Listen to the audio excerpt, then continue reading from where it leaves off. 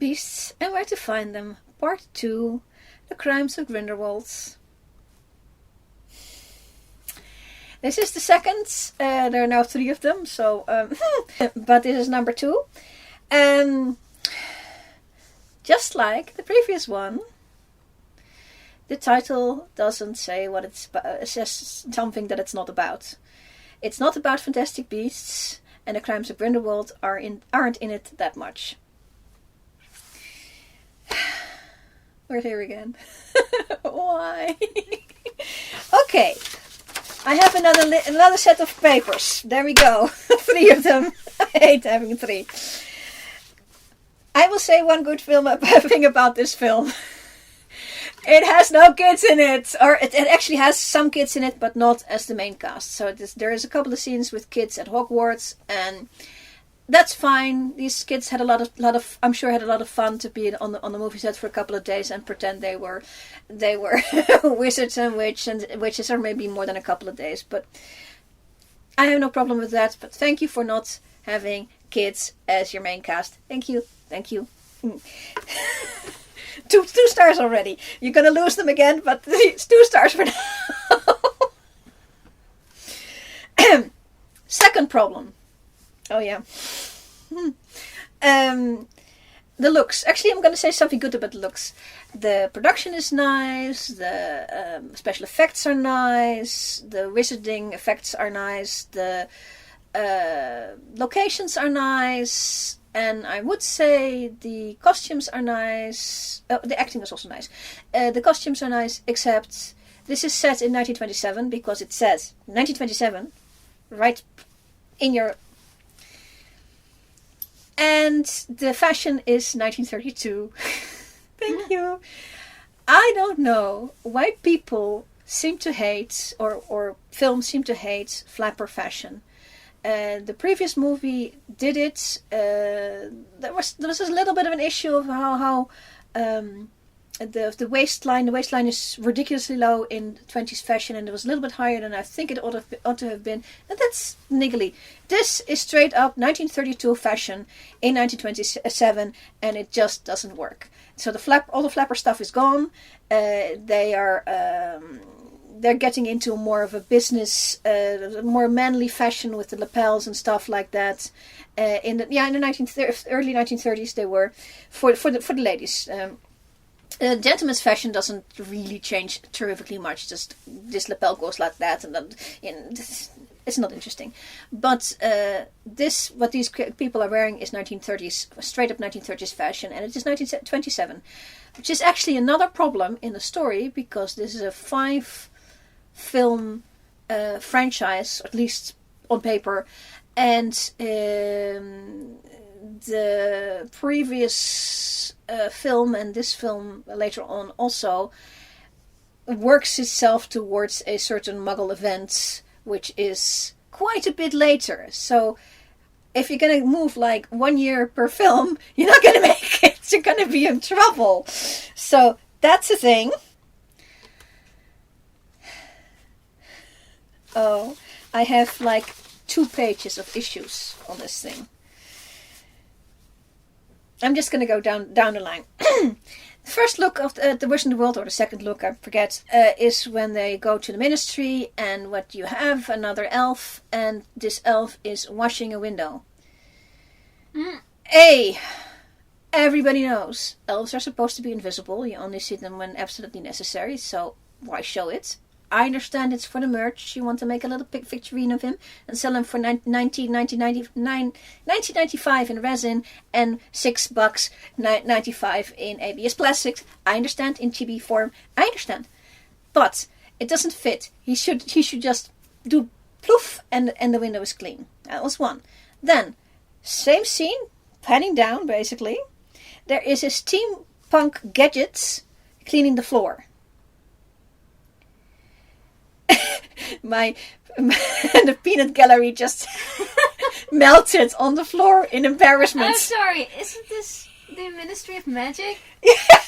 Why do we have all these helpers to clean the place? If you can't clean the place with magic, what's your magic good for? Your magic elf is cleaning the window by hand, and you have a steampunk gadget on the floor hoovering up dust. Can I live in a different magic world, please? Somebody didn't understand how this world functions. And the upsetting person is that it's the person who wrote this to this world that doesn't seem to understand. No, actually, I take that back. What I'm sure happened was, somebody in the film company said, wouldn't it be great if we could sell out figurines? And wouldn't it be great if we had like a house elf to see and maybe a gadget and... I'm sure they love the Fantastic Beast idea of it because you can make a little figurine out of everything. Every bad idea in a franchise like this has always started with, wouldn't it be great? Yes, I mean, I have to keep from coming up with, I don't have to keep from coming up. I'm coming up with so many examples that are obviously caused by somebody higher up saying, wouldn't it be cool if... And I'm like, shoot that person who says that, because that's how your favorite character gets killed. Elves are cleaning windows with a window washer. Literally, this is not good. Yeah, on my list somewhere over here, it is, wouldn't it be good if we could splice in McGonagall in a time where she was... actually not born. They fixed that because actually her birth date is now disappeared from the central Harry Potter Wikipedia, the place. They had to. She had a birth date of 1936, 1933. The actress who played her in the previous movies was born in 1933, so I think it probably said something like that. This is 1927. She is a grown woman in 1927 here. Then from there, we get a flashback to at least 10 years earlier. So that would be 1917. And she's still there as a grown-ass woman. She is, however, properly dressed in fashion of the day. So, yay for the costumes. But for the plots. So, wouldn't it be cool if you can... And the thing is... If you wanted McGonagall or a McGonagall at Hogwarts, it wouldn't be an issue. Because the McGonagalls are a Wizarding family. It could have been Auntie, what do we have? Athena McGonagall. It doesn't have to be Minerva. But she's in the end credits as Minerva, so that's a goner. Oh yeah. Down the lists. So, the characters of Newt... Newt is basically the main character of this movie and this franchise. You want to hear my opinions about that? Go watch the other one about the first one, because I'm not going to do this again. They properly introduce his brother here. There should be a dynamic there. There just isn't. It just goes nowhere. So, that's one.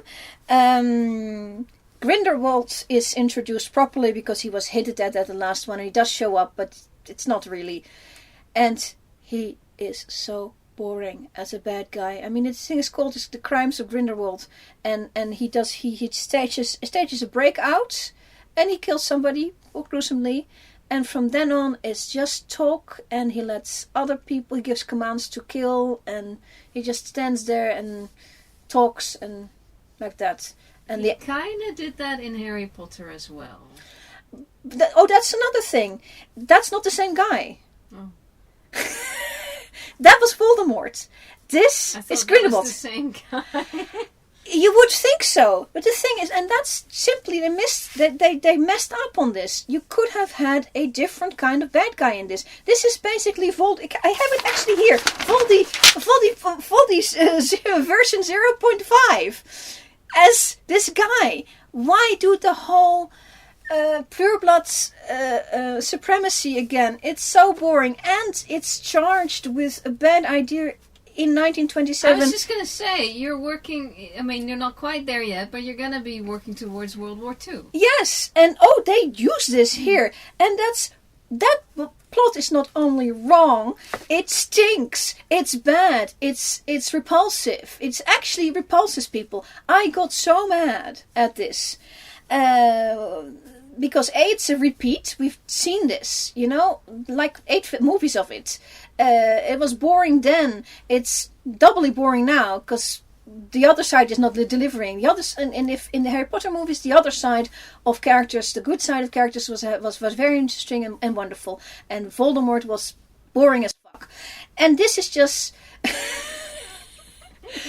here the bad guy. Here Grindelwald is boring as fuck, and the main story is boring as fuck. So I'm gonna say it where it is. They actually don't know how to make a movie. This is the other movie wasn't a movie at all because it had no plot. It just had no plot. It's not a movie. This is actually sort of realizing, okay, you have to do movie things in a movie. But the most basic thing in learning movies, lesson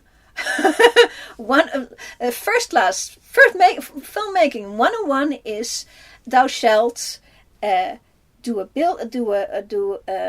you're doing a movie like this, you should involve a mystery. You should introduce your mystery item at the beginning and then have it come at the end. Callback. Basically. And the thing is, the scene is there at the beginning. Albus talks to Newt. He wants him to go to Paris. And he doesn't tell him why. Because Albus never tells people why. Which is infuriating in itself. But not conducive at this moment. Because right at the end you find out of the film you find out. Somewhere over there. You find out that Grindelwald has an artifact. A relic. And that's what Dumbledore really, really needs. But he should have said it to Newt. Go to Paris. Grindelwald is there. Be very careful. He's dangerous as fuck. Because he was. And try to get that thing off him. Or if you can't, just keep tabs on him. Basically, that's what he should have said at the beginning. Or hinted. And so the question then becomes, if this was in the movie, is what is this thing? We have a description. And it's shiny. But what is it? Why is it? That could be your mystery. But that doesn't happen. There's no mystery. Basically, Newt goes to Paris. Gets into all sorts. Because he always does. For some reason, Tina and Queenie and Jacob are also there. Going with him. There was some plot. But it's little people move. The main plot should have been that, and it's not. And then they come to the finale, and the little. Let me check up because we're getting out of my row of problems.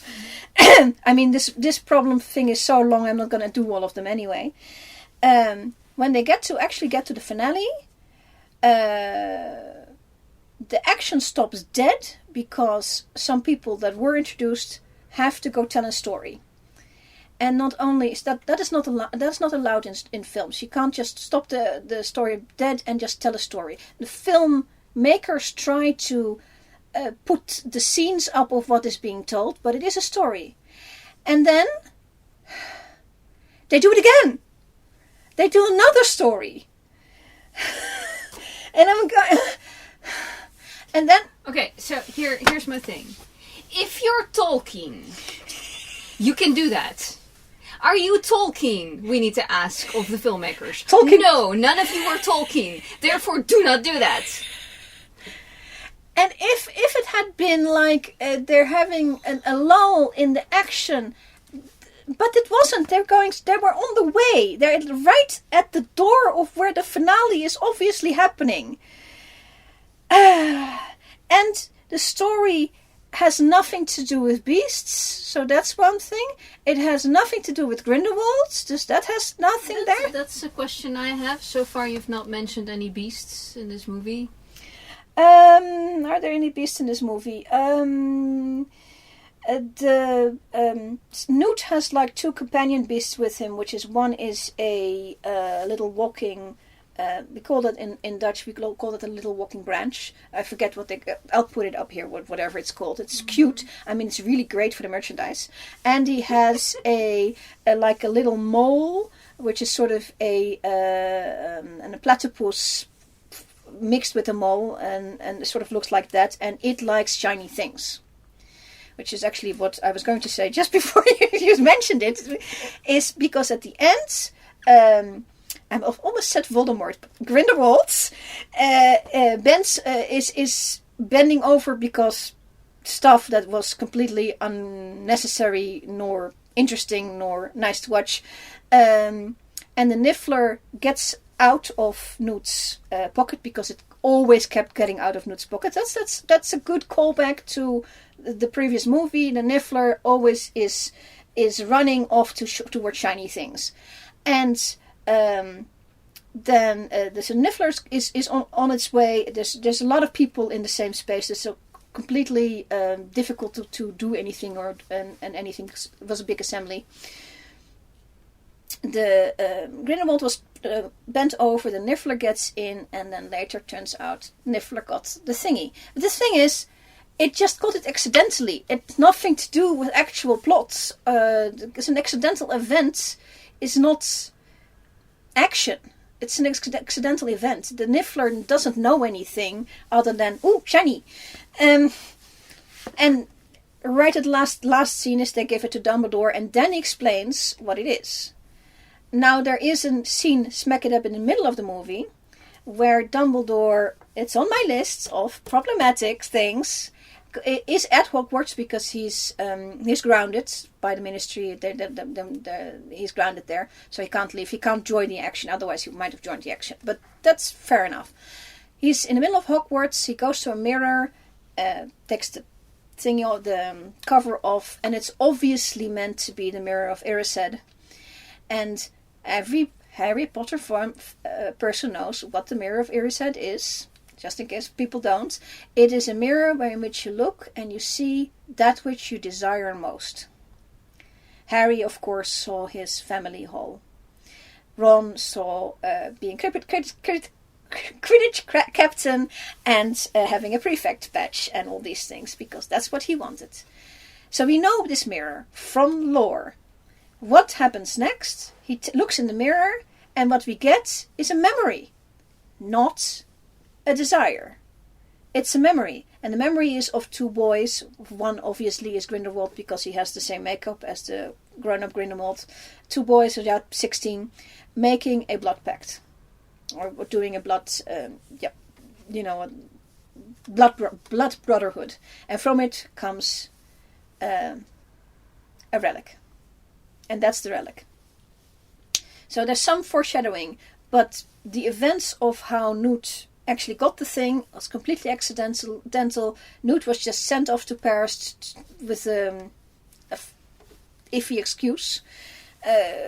Even though he was not allowed to travel, he went. So dumb. Bad plot.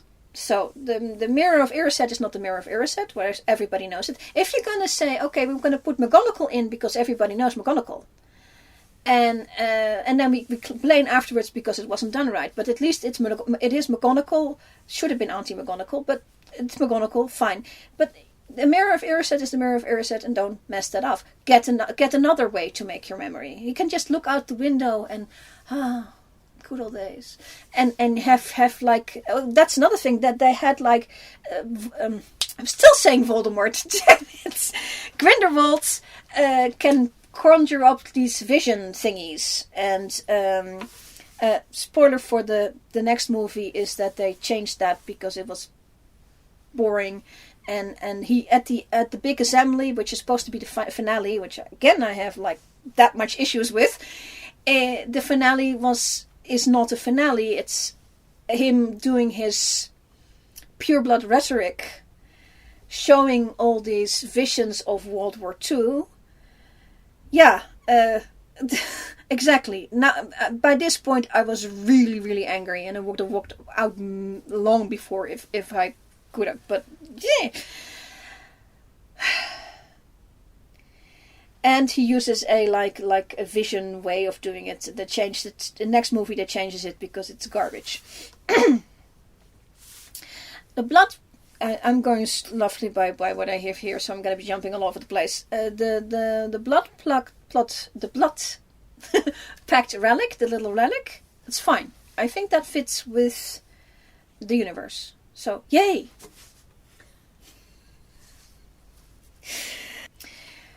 Credence is also there, who was from the previous movie, the sad little orphan who turned out to be a magical creature, an Obscurus, which is not good for your health and for the health of Credence.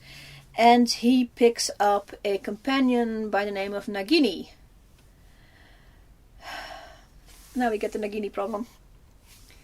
And this lady, this is because this is a lady. She's played by a Korean lady, very nicely. There's no problem. I have no problems with any actors, including everybody. I mean, even the role of Grindelwald stink. No actor can fix that, no matter what. So these roles also stink. So Credence stinks, and this role also stinks. She does it well. Basically, she just stands around and looks concerned. Mostly, it's not her. It's her implication. She is working in. Credence finds her in a circus, in a magical circus.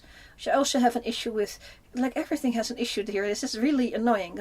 Okay, let's do the circus issue. The circus issue is that, yes, circuses in the 1920s were big things. And like showing of horrors and stuff like that. They loved that. They lapped that up.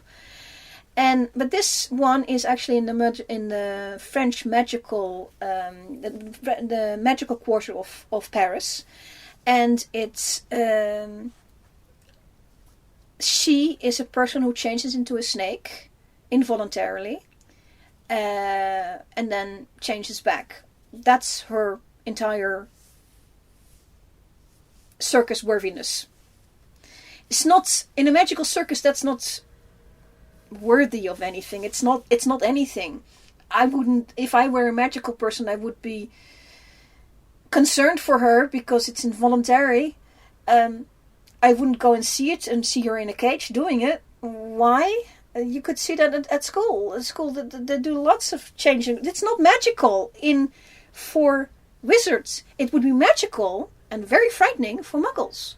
So I think somebody came forward, when this was written as a circuit, somebody came forward and said, oh, wouldn't it be great if this magical circus was also in the magical part of this circus that's doing magical things, was actually not in a Muggle place, but in... So we can also show off the magical part of prayers. Going, okay, so you had a reasonable idea, which still sucked because I hate that kind of circus. And then you messed it up. Anyway, so we have Nagini, who changes from a lovely lady into a snake involuntarily. And for the people who are lived under a rock, Nagini is in the Harry Potter books a snake, Voldermort's snake. And she is, because she is also a Horcrux, long story, beheaded by Neville. The curse that Nagini the lady has is that over time she would keep changing into a snake and not at some point not be able to change back. So, and this is 1927, and the events of her beheading would be 1997. So this is 80 years later. So now we made Neville into a murderer. Thank you, film. Thank you. Thank you. Can I go home now? So, how many kids were crying in this movie? I was so annoyed. And then you have this storyline with this Credence and with this horrible Nagini. Well, she's nice, but Nagini, she doesn't do anything. Credence doesn't do anything. They run into Grindelwald, and he doesn't do anything. It got so bad that Johnny Depp, who plays Grindelwald, whose job is to play interesting looking characters, has an interesting makeup and stuff like that, and he should be doing interesting things. He got so bored. You can see that he's actually posing. His signature part is, of course, Captain Jack Sparrow, and he was very good at posing.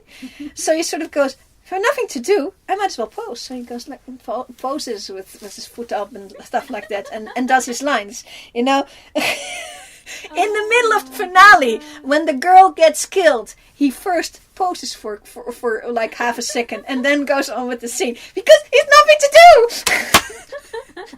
Look, if you're even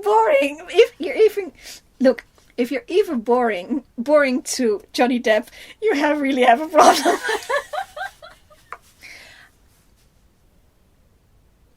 Which do you want to do first? The big stomper in the middle of the ministry?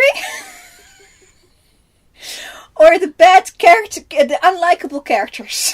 Or the bad French? Whichever. Well, let's start with the bad French first. Let's get that out of the way. There are French. The French is spoken to French people only. But then we get to the big speech, the big bad speech with the rhetoric and the And what does Mr. Depp? What do they have the Grindelwald character talk about is Muggles, of course, and no mages in the United States. I'm sorry, that already hate, and this was actually in the previous movie, and I didn't even mention it, but I hate that term. I have I don't understand why they simply aren't called Muggles in the US. There's no reason for them to have a different name because all the wizards that aren't actually Native Americans are all from England or Germany or Europe, and they would have been called Muggles. The people would have called them Muggles on the way on the ship, got off at Ellis Island, went into the States, or even on the Mayflower. They would have called them Muggles. So why call them no mages? I don't understand. So, and it's such a, if it was like a good, researched term that you can give a like okay, I understand how that grew, then I would understand. No mage. He does it for French as well, and oh dear, yeah. Because he is in Paris and he's supposed to be talking to a French or an international audience, at least for some French, he mentions this one word, no magique. Mm-hmm. There is no way. I mean, my French is not brilliant, but I know for a fact that is not the way Muggles are called in the books, in the Harry Potter books, in the French translation. And if you go to Google, bloody translate, and write up Muggles, French, you get Moldu, Muggle. Moldu. Not no magique, Moldu. Moldu, I think, Moldu. JK can just go on the internet and do that. If she can't, she can go call her publicist and ask, I think we translated those books into French. Can you look up what Muggle was in French? Thank you. Can I go home now? Yeah.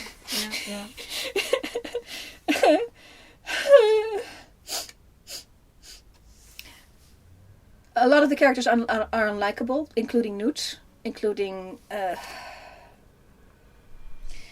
the only one who is likable is Jacob. And there's a new character which is completely not used. Newt's assistant, they gave him an assistant, Bunty.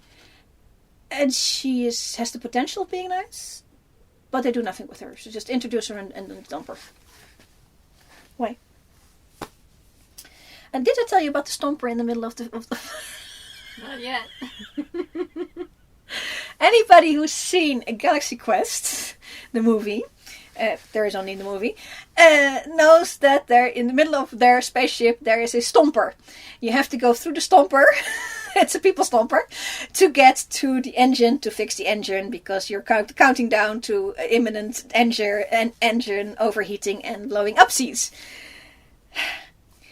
The way the stomper is introduced in Galaxy Quest makes more sense as an actual thing in the actual narrative of the actual TV show Galaxy Quest makes more sense than this stomper in the middle of the man in the magical man ministry in France.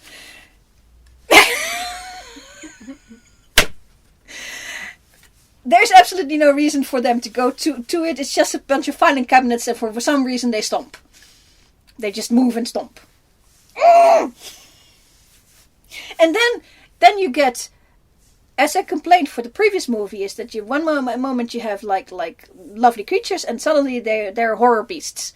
It's another one of those. It's not as bad as the first movie. The first movie is really bad. It was just lovely one moment and horror the next. But it has these elements, and you know what? It's not this film. I think it's a PG-13, so older children and up. Doesn't mean it has to be. Shouldn't forget that this was a children's franchise, and you have to show magic as love. You have to give it some sort of oomph and loveliness. It's all.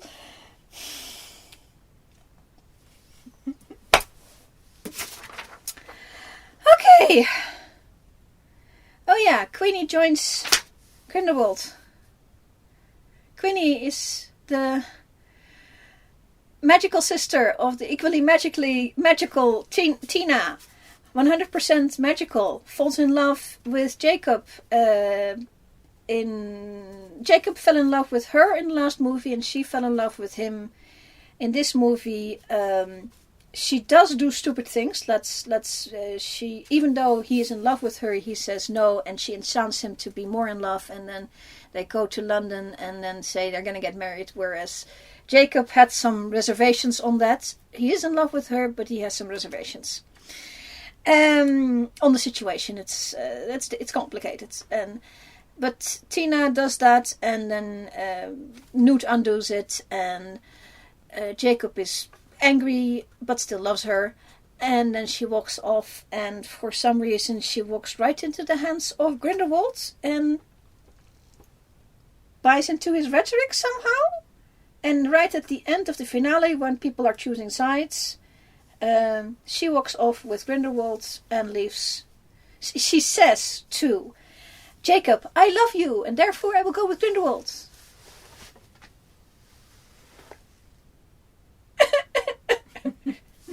Look, I understand that you don't understand what this kind of blood purity is like. I understand that you don't understand it, but do you have to show it so blatantly to everybody? I mean, really? This doesn't work if you're doing a blood purity storyline. You have to understand what you're doing. It's basically this. I'm going to straight up say it. It's fascism. And fascism and racism, slantways, sort of, because wizards can also be born from Muggles. But still, it's you are born as something, therefore you are different or better or not better. So that is a ism of some sort, which is not good. You have to understand your ism when you use it. And there's no way I'm believing that Queenie can love her Muggle on one side and then go with a Muggle hater on the other side. It doesn't work. It's just dumb. And she did it. This was also in the Harry Potter movies. This was the one part of the Harry Potter movies that was just shite. The whole Voldy cult of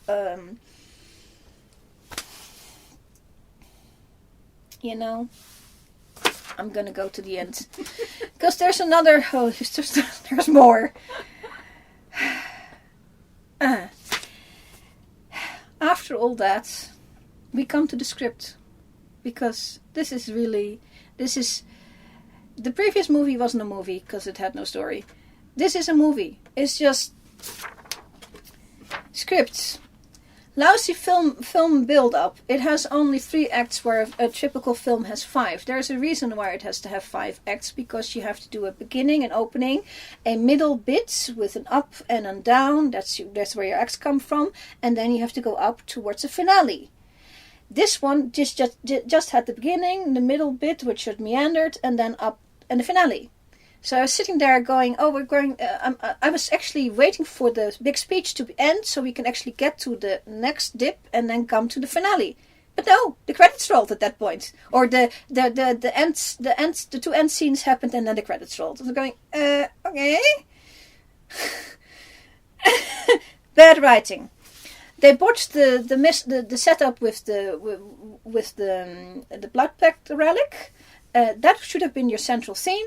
They didn't do that, and so that's why we're sort of going now that they have at the last end scene where Newt hands over the thing. I would expect now we're going to talk about it, and now we're going to go for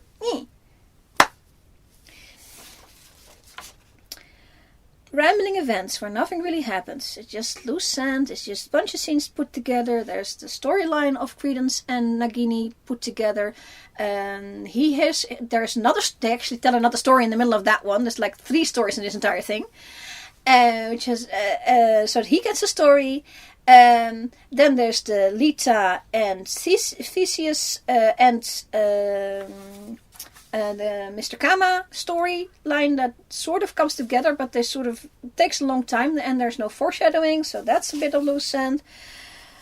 The finale is a script basically. There's a big speech, and there's lots of fireworks and a little bit of fighting, and then there's dragons at the end for fire dragons. I don't know. Here, as effects are not the finale. These dragons were supposed to be the finale of the finale, and it's not. It's just pretty. It's like the fireworks at the end, but because that's you sort of going, that's enjoyable to watch, but it has no story. It's not.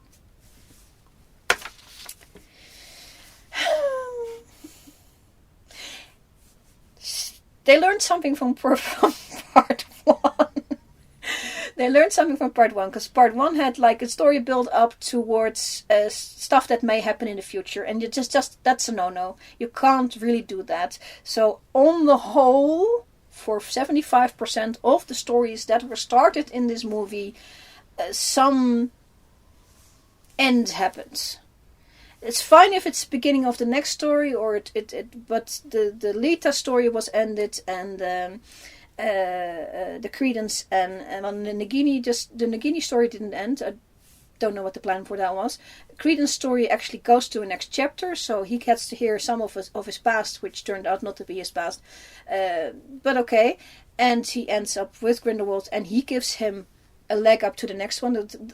That is fine. Giving a leg up to the next one in the very last scene, as long as it doesn't detract from your movie you just made, or from the previous one, it's fine. But you actually have to do some plot inside the movie and then do some wrappy uppies. And they did that. So, congratulations, you've made a movie. It's not a good movie, though. And that's it, basically. That's my opinion, and I'm sticking to it.